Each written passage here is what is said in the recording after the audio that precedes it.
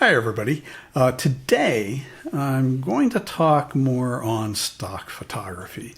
At least one person was interested in hearing a bit more, and this will not be the only additional video that I do. I'm working on another one about what types of photos sell, especially when you're shooting for the secondary editorial stock market, and we'll talk more about that in that video. But what I wanted to do today is talk about an interview I recently read that was with a stock photographer who started about the same time I did and was very successful at it until a few years ago.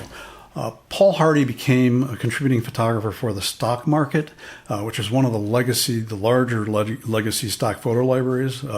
Became part of Corbis. What Paul's experience over the last few years is it mirrors my experience, where prices have fallen and commission rates have fallen to the point that you have to produce more and more work just to stay at the same income level. So I put a link to the interview in the description.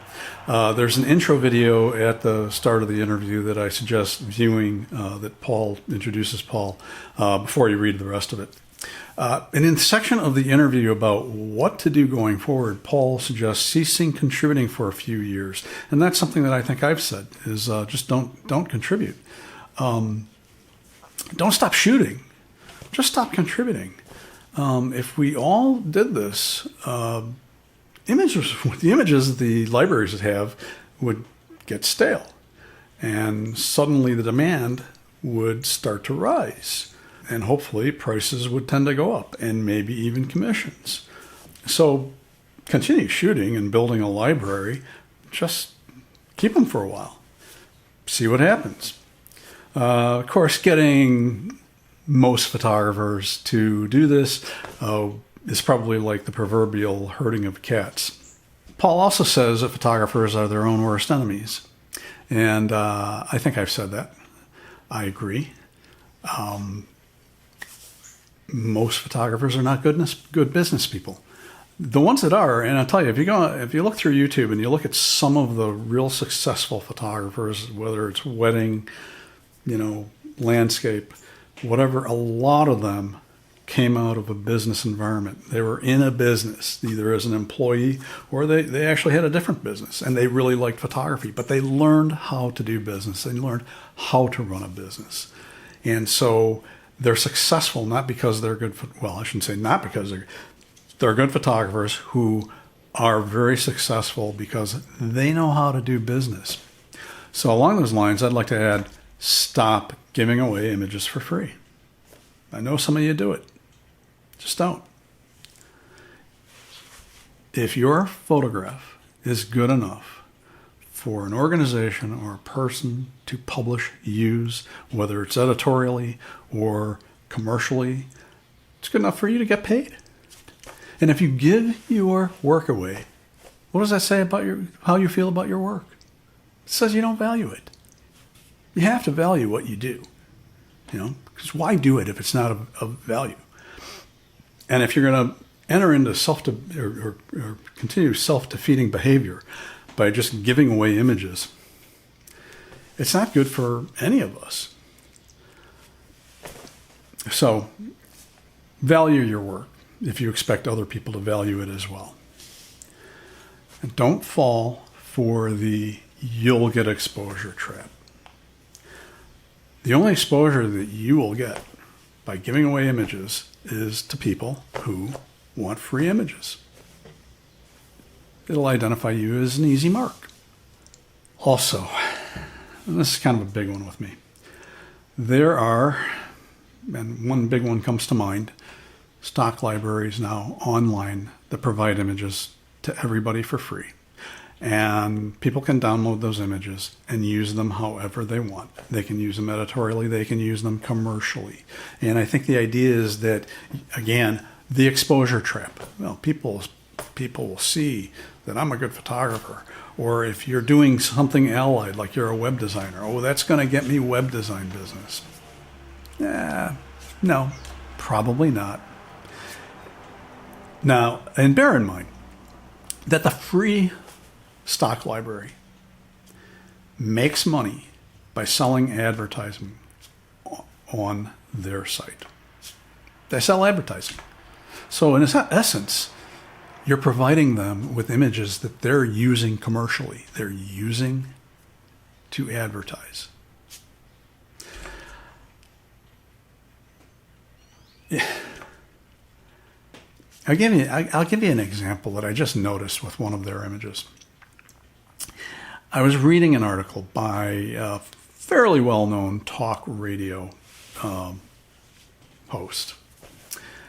And the article was about deregulation in the United States, which has taken place over the past several decades. And in the article, he points out that it has been to the detriment of the citizens of the United States for the most part. You know, and the politics of that aside, he uses an image to illustrate it that was taken from the big online free stock photo source. And it's actually a pretty good image. It's reminiscent of the scene in the movie Cliffhanger, starring Sylvester Stallone, where Stallone's character fails to prevent a young woman from falling to her death. Now, I can't read the photographer's mind, but as soon as I saw it, I thought, it looks like Cliffhanger. So it's a pretty good photograph. And I went and looked at it on the site. It's been downloaded over 60,000 times. In fact, if you do a reverse image search on the thing, it's all over the place. If it had just been put on a regular, even microstock site, and it was downloaded a fraction of the times that it has been as a free image, I'm pretty sure that photographer would have done better than giving this good image away. You know, and that author of that article, he makes a pretty decent income, I'm sure. He can afford to pay for stock photography. But he used a free one because it was available. And it was available because a photographer put it on a free stock photo site. Well, we get what we get when we do that sort of stuff.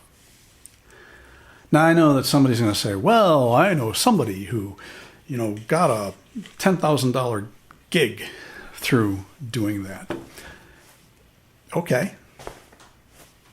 In college, I worked summers in fast food, and a coworker won the lottery. Seriously, won the lottery. Huge jackpot. It doesn't mean I should have stayed in fast food and bought lottery tickets with my paycheck every week.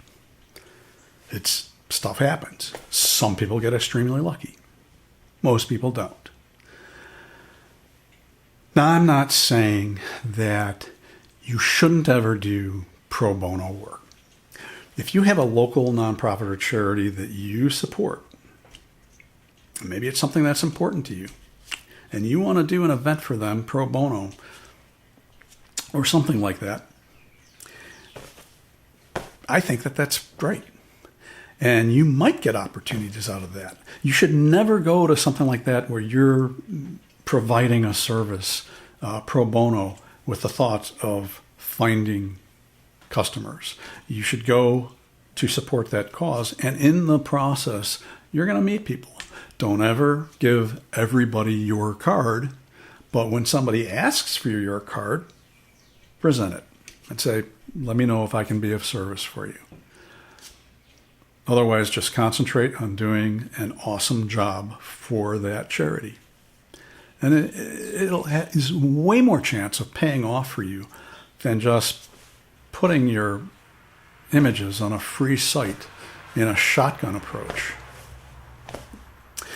At any rate, that's it for now. Let me know what you think in the comments. As I said, I'm going to do another video on this and presenting some of the images that I've had success with over the years, and some insights into what I was thinking when I shot them and why they sold. And sometimes an image will sell. It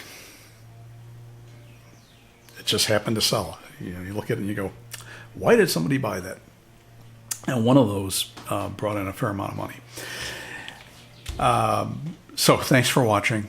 If you have any questions, comments, insights, you agree, you disagree, let me know in the comments. I read all my comments so far because they haven't gotten overwhelming yet. You never know.